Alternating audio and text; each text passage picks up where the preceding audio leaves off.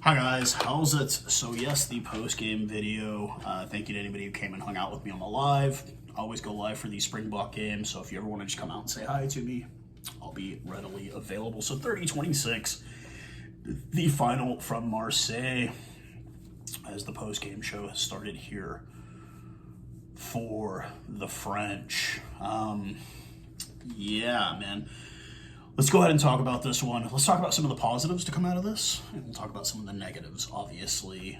Wayne Barnes, his 101st game of refereeing a test match. No complaints on my side for the most part, but we'll kind of go through scorelines. We'll time to talk about where I thought we did really well and where I thought we really failed quite a bit. So first minute into the game, an offside penalty on de Klerk for the Boks, and Ramos kicks and is 1 of 1 from the day. It's 3-0 1 minute into this.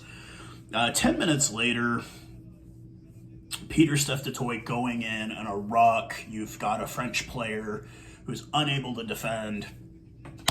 Peter right into his face. Automatic red card. We are down to 14 men, 11 minutes into this game, and thinking that, damn, this is going to turn ugly really quick. 5 minutes later, another penalty on the Springboks. Ramos elects to kick. He is 2 of 2 on the day so far. It is 6-0. 4 minutes later, France deep into the Springbok end, 8 phases, and Cyril Bay they get an advantage for penalty, and Cyril Bay crosses the try line, and Ramos does convert. It's 13-0, 20 minutes into this game. Not at all looking good for the Springboks. 4 minutes later, we get a penalty. It was a French penalty during a maul, and Cheslin Kolbe elects to kick. And I'm sitting here thinking, like, oh my God, this is going to be bad. Kolbe, from 54 meters out, nails it. Beautiful kick. Beautiful kick by Cheslin Kolbe. 5 minutes later, on an advantage, Springboks deep in the French end, still down a man. Kolisi sees a space, jumps right over and crosses the try line at the 29th minute. Kolbe nails the conversion, and it's 13-10. We're coming back into this thing, guys. 10 minutes later, we're getting ready towards the halftime. Not rolling away penalty on Franco Muster, and Ramos elects to kick, and it is 16-10 at half. Now, this is where we typically seem to fall apart, the second half for the Springboks. And we did not. We did not. 42nd minute, off the feet penalty on France, and Kolbe elects to kick and nails it. It is now 16-13. Take in mind, still down a man. Still down a man, 15-14. Second minute, a Springbok penalty off a line out, and Ramos elects to kick once again. He's money so far on the day, 5 of 5, and it's 19-13. They spread the lead gap once again. A couple of minutes after that, Kolbe going in to jump for a ball. Antoine DuPont does nothing. I get it. I don't think it was intentional. I don't think it was a dirty player. I think he just had his eyes on the ball and not where the player was. Takes Kolbe out in the air, and he earns himself a red card for that. Wayne Barnes not playing too much funny stuff, it seemed, at this point in the game. And a couple of minutes later, the bomb squad makes their appearance at the 50th minute. 51st minute in, Curtly Arendse, after we go for the line out, 3 different sets for the line out, Curtly Arendse finally jumps across. And de Klerk becomes the kicker at this point, with Cheslin Kolbe going off for HIA. And de Klerk nails it. It is now 2019 at this point. The Springboks have taken the lead for the first time in this game. 4 minutes later, a France offside penalty, and de Klerk kicks and extends the lead to 23-19. Absolutely shocked at how good Kolbe and de Klerk were at kicking today. Absolute money. We did not miss a single kick on the day. None of our kickers did. 3 minutes later, a penalty on the Springboks. I couldn't quite see what the penalty was for, but Ramos does elect to kick. He brings it to 23-22. He is 6 of 6 so far on the day. 62nd minute, France gets a penalty for not releasing the ball. Valemza elects to kick. I'm kind of...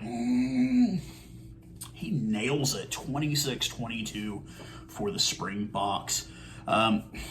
not even 7 minutes later, Dion Foudy, I believe it was for repeated offside infringements. I don't know what it was.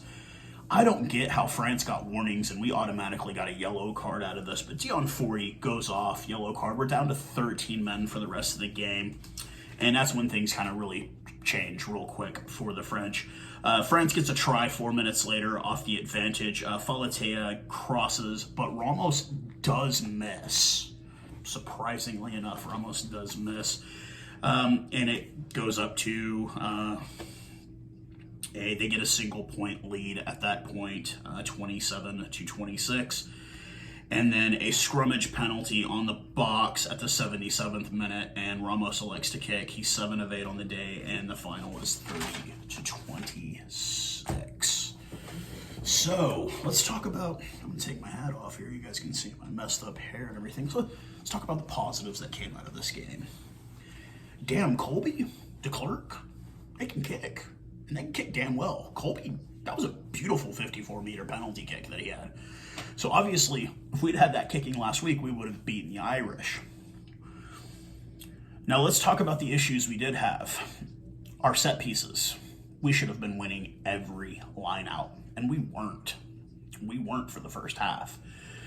Now, the positive is that we came into the second half and didn't fall apart like we have in the last half a dozen games we've played, both against Argentina, the Wallabies. We would fall apart in the second half.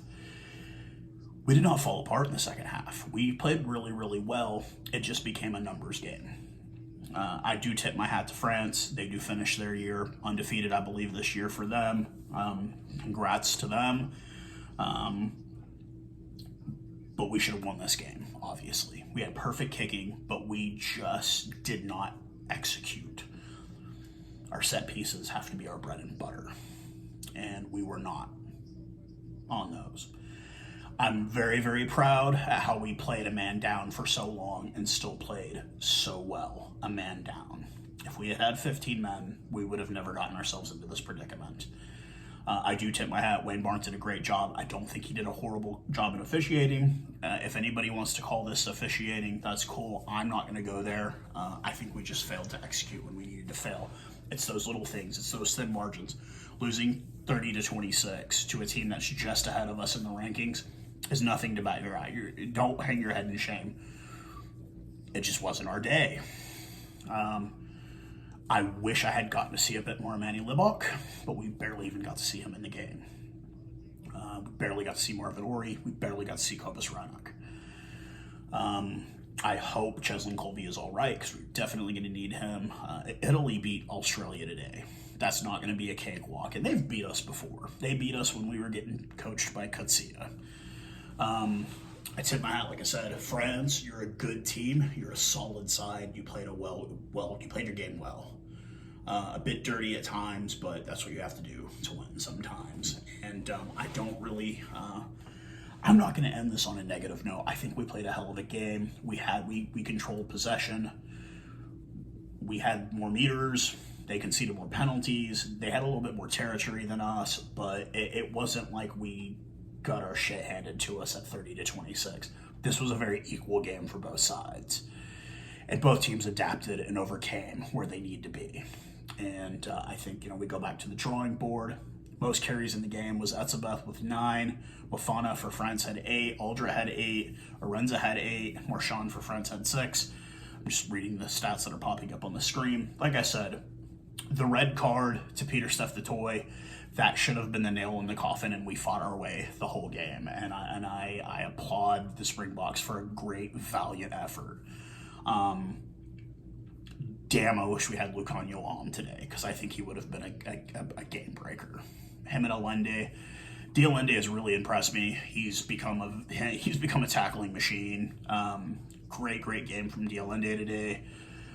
Great game from everybody. Everybody went out there and played their butts off. Eben Etzebeth had a great game. Faf de Klerk was amazing off the boot. And it was good. Yeah. I didn't understand a bit of what happened, but it wasn't like we got our teeth kicked in today. We played a very good game. Both sides played very well. Just France had just that little extra that they needed to win the game, and we didn't.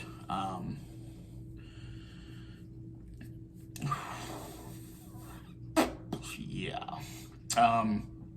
Don't really have much else to say. Great. It was a great game to watch. It just sucks that we didn't win. It always sucks when you don't win. But with that being said, we've got another weekend of this, folks, and we kind of get back into the URC swing of things. It is domestic rugby time here in America. All the clubs are playing and whatnot.